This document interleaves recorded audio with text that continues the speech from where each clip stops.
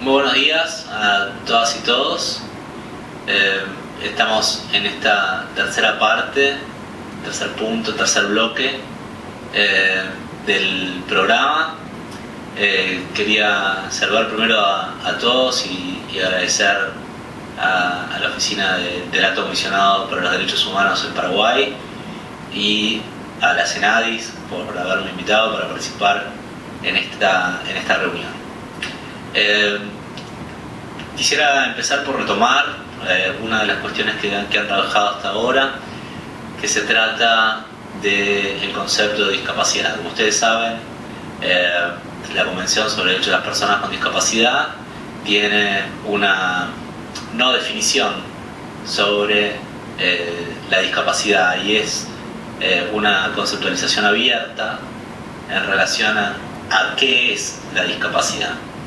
Básicamente la Convención nos dice que la discapacidad es un efecto social, es el resultado de la interacción entre una persona con una deficiencia y las barreras sociales, actitudinales que se le imponen.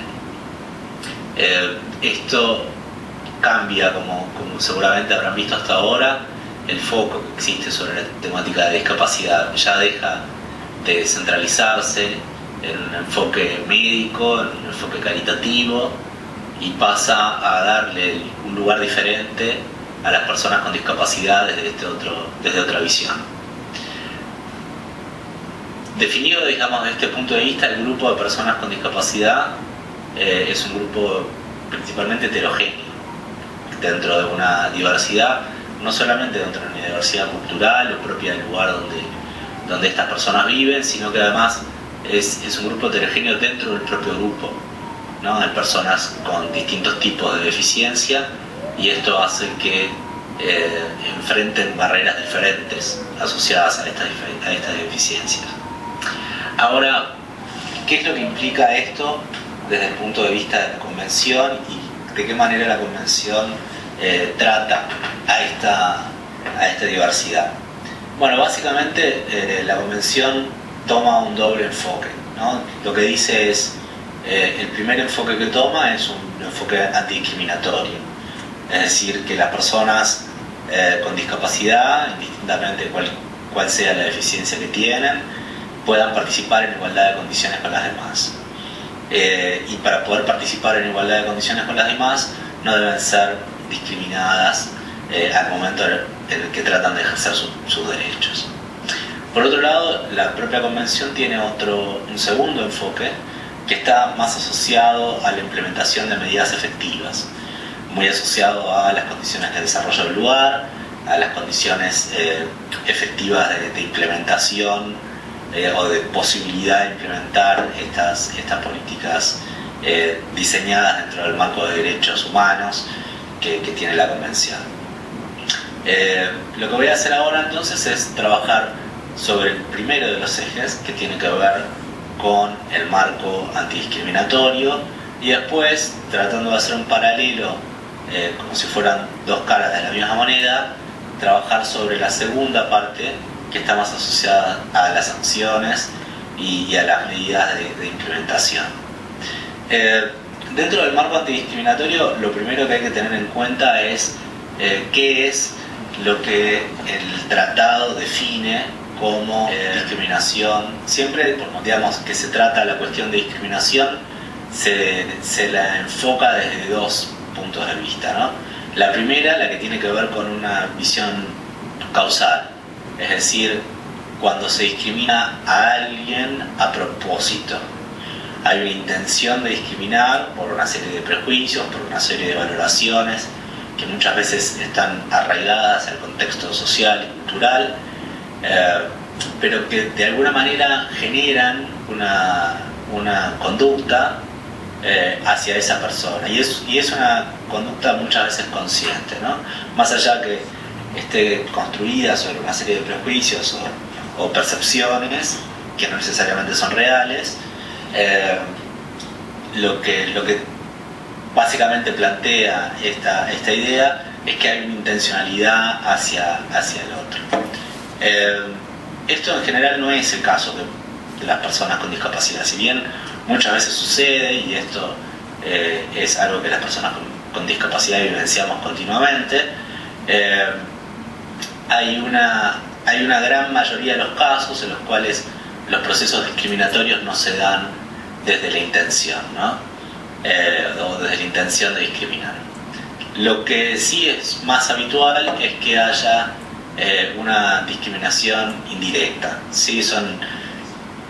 Que a veces la llamamos indirecta o por efecto, en el cual se termina discriminando a la persona con discapacidad básicamente en base a cómo se ha diseñado, se ha construido el contexto social en el cual no se incluyó a esta persona o a este grupo como parte de la diversidad que constituye a ese grupo social o a esa constitución social, ¿no? Entonces lo que termina pasando es que en la propia lógica del diseño institucional, el diseño estructural, el diseño de políticas, al haber excluido a este grupo como parte del grupo de sujetos de derecho, se construyeron barreras y se termina discriminando a este grupo de manera indirecta o a través del efecto, ¿no? Habitualmente cuando hablamos de discapacidad lo más fácil de asociar a esto son las barreras físicas, ¿no? Que de pronto son las que tenemos más a mano, que resultan más palpables, ¿no? Cuando de pronto construimos un edificio que no tiene una rampa y lo que no hicimos fue tener en consideración a que hay personas usuarias de silla de ruedas que de pronto pueden llegar a utilizar ese mismo edificio, y al no haberlas considerado en el diseño original, lo que termina pasando es que terminamos excluyéndola, discriminándola, porque no consideramos que esa persona tenía igualdad de derechos en el uso y goce de ese edificio, de ese lugar, ¿no? Y de participar en igualdad de condiciones con los demás. Entonces, esto es lo que dentro del marco de la convención se ha llamado, se ha dado a llamar en discriminación por motivos de discapacidad, tanto por la causa como por el efecto que tiene. ¿Cuál es el otro elemento? Y este sí es un elemento distintivo que trae la convención, ¿no? Básicamente incluye la discriminación por asociación, que es algo que en otros tratados no estaba explícito. Después, a través del desarrollo de la jurisprudencia en los distintos comités de los tratados de derechos humanos, esto se logra desarrollar, pero no era algo tangible en la propia redacción del texto, ¿no? Y en esto sí la convención de alguna manera innova y trae una nueva idea. ¿Qué es esto de la convención por asociación? Bueno, básicamente es un proceso discriminatorio que se aplica sobre personas que no necesariamente son personas con discapacidad dentro del contexto de la definición del grupo que la propia convención en su artículo 1 establece, ¿no? Entonces, por ejemplo, lo que pasa con los padres, ¿no? Si por ejemplo el sistema educativo rechaza a estudiantes con discapacidad de las escuelas comunes, lo que termina sucediendo es que no solamente se está violentando el derecho de esa persona de acceder a una educación inclusiva, sino que además se está violentando el derecho de sus padres de elegir la mejor educación de sus hijos, ¿no? Entonces, esto que termina sucediendo es privarle efectivamente el derecho a la persona con discapacidad, pero además privarle el derecho al padre o a la madre de poder decidir sobre cuál es la mejor educación para sus propios hijos. En el marco de la convención y dentro de la estructura del marco antidiscriminatorio, se entiende que hay discriminación cuando hay una privación en el ejercicio o una restricción en el ejercicio de los derechos humanos de la persona, ¿no? Y esto puede pasar de distintas maneras, ¿no?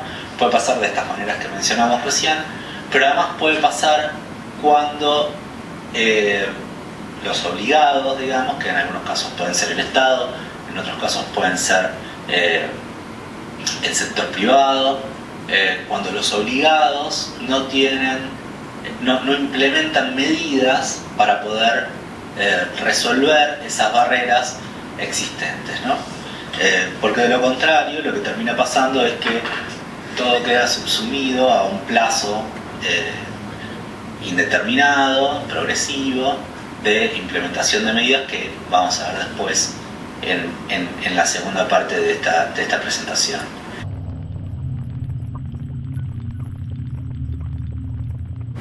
Los ajustes razonables son medidas específicas que se aplican en casos concretos y sobre personas individuales. A diferencia de otras medidas estructurales, lo que pretende el ajuste razonable es resolver el caso concreto de una persona que enfrenta una barrera discriminatoria. Hay distintas circunstancias en las que se aplican los ajustes razonables, ¿no? Una de las cuestiones que se pueden tratar desde un marco antidiscriminatorio, que de pronto resultan más ejemplificativas de la aplicación de ajustes razonables, es lo que sucede en el marco del derecho a la educación. Como ustedes saben, la Convención, en su artículo 24, establece que las personas con discapacidad tienen derecho a acceder a una educación inclusiva. Un sistema de educación inclusiva implica mucho más que tener un estudiante en el aula. Implica una reforma estructural en la cual todos los estudiantes, incluidos los estudiantes con discapacidad, pasan a ser valorados de manera individual, ¿no? Y se diseñan planes específicos para todos los estudiantes. Esto puede tomar mucho tiempo y en algunos países implementación de medidas de este tipo tomó entre 7, 8 o 9 años. Sin embargo, los estudiantes con discapacidad tienen derecho hoy de ser parte de las escuelas comunes, y frente a esta situación las escuelas y el sistema educativo deben proveer ajustes razonables, ¿no? Que en el caso, en el marco de educación, implica, a pesar de que no existe dentro de la estructura del sistema la aplicación de planes individualizados para todos los estudiantes, que sí se hagan planes individualizados para estudiantes con discapacidad. O, a pesar de que no existe dentro de la estructura edilicia de todas las escuelas que hayan rampas, cuando un estudiante la solicita, que se haga esa rampa para que ese estudiante pueda entrar a esa escuela. Entonces, los ajustes razonables básicamente son medidas antidiscriminatorias que se aplican en casos individuales para garantizar el ejercicio de un derecho de una persona concreta. A diferencia de esto, digamos, este es un ejemplo posible en el marco de la implementación de ajustes razonables. Que el ajuste razonable tiene dos grandes elementos, ¿no? El primero, la medida efectiva de qué se trata, y la segunda es el análisis de razonabilidad. Y acá es importante diferenciar entre algo que es razonable o proporcional y algo que es arbitrario. Que algo razonable y proporcional para garantizar un derecho implica un análisis de una serie de elementos objetivos para ver si efectivamente esa medida puede ser implementada y tiene sentido que sea implementada. Y como decía, esto no puede ser confundido con un criterio subjetivo de la razonabilidad, que en realidad cae más dentro del ámbito de la arbitrariedad que de la razonabilidad. Yo no puedo decir que algo es razonable o deja de ser razonable porque yo pienso que es razonable o deja de ser razonable. Hay que cumplir una serie de elementos. El Comité sobre Derechos de las Personas con Discapacidad, en una comunicación individual, que esto es un reclamo ante el comité de una persona específica,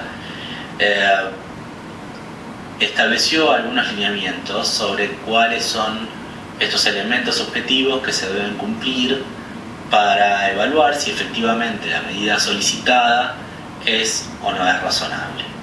El comité identifica como alguno de estos elementos a la evaluación del costo, es decir, que el costo no ponga en riesgo, por ejemplo, el normal funcionamiento de la institución que tiene que proveer ese ajuste razonable, ¿no? Pensémoslo, por ejemplo, en el marco de empleo. Si yo voy y pido un ajuste razonable a mi empleador para poder desarrollar la tarea y poder trabajar en ese lugar, mi empleador, si es un kiosco que tiene 2 empleados, probablemente me pueda decir, bueno, pero ese costo de implementar esa medida que me estás pidiendo es tan alto que pone en riesgo mi negocio.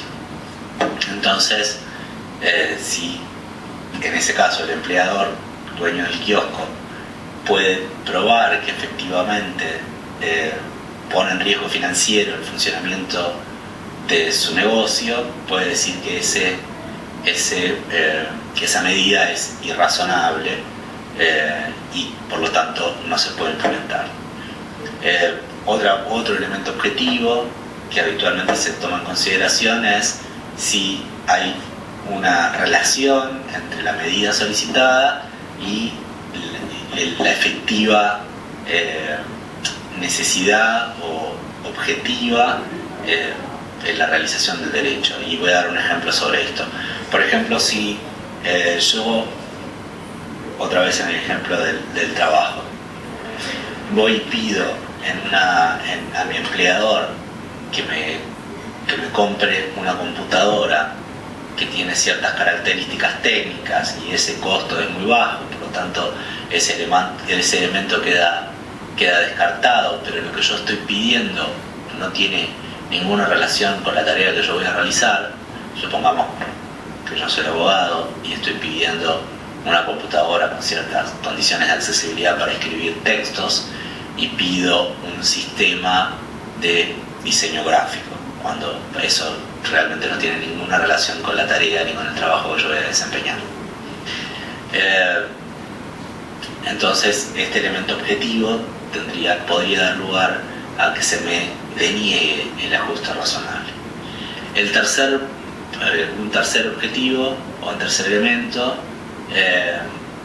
es cuando la persona pide esa medida y esa medida queda por fuera del alcance específico del derecho, ¿no? Por ejemplo, si yo pidiera, vuelvo al ejemplo del trabajo y de la computadora, si yo pidiera una computadora especial para el desarrollo de mi tarea, que tiene que ver con el desarrollo de la tarea, pero que está fuera del mercado, ¿no? ¿Qué pasa entonces en este caso? Voy a dar otro ejemplo u otro elemento constitutivo de los criterios objetivos que se deben cumplir para decir si hubo o no hubo razonabilidad en el ajuste. Bueno, un tercer elemento es cuando solicito una medida que es imposible de realizar. Eso está fuera del alcance del obligado para realizarlo. Como por ejemplo, en un país donde hay restricciones a la importación específicas, por ejemplo en el caso de las computadoras, como estaba mencionando recién, donde no se importan ciertas computadoras con ciertas características, por cualquier razón que sea, y yo pido una computadora que no es tan costosa, que esa computadora serviría para que yo pueda realizar la tarea, pero no se vende en el mercado y no está disponible de ninguna manera en ese mercado. Entonces, lo que estoy pidiendo es un ajuste que es razonable desde el punto de vista económico, es razonable desde el punto de vista de la relevancia, es decir, de que haya una relación entre el ajuste pedido y la tarea a realizar, o en lo que garantiza el derecho, pero sin embargo sería irrazonable porque le estoy pidiendo un imposible en este caso al empleador, ¿no? Yo quería agradecer a nuestra oficina en Paraguay por la invitación, que espero que hayan disfrutado de la presentación y que tengan una excelente jornada hoy y mañana en este taller que están trabajando.